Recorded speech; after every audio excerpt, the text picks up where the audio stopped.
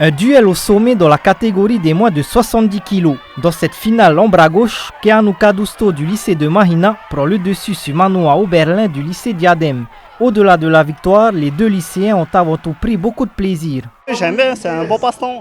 Quand tu tiens la main de l'autre pour évaluer sa force et tout.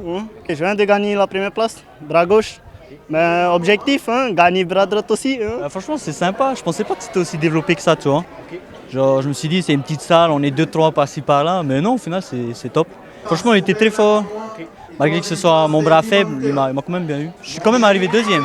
Ce premier tournoi interlycée était notamment encadré par l'association Tahiti Arm Wrestling. Elle compte parmi ses membres des champions de France de la discipline comme Eriatara Ratia, Tauratea Teua ou encore Tepa Teuru. Au travers de cette compétition, les Ferris espèrent détecter de potentiels talents. C'est de bon augure pour la suite et oui, c'est dans un esprit de découverte aussi, repérer des pépites et puis l'avenir du bras de fer polynésien. Et il y a beaucoup de potentiel.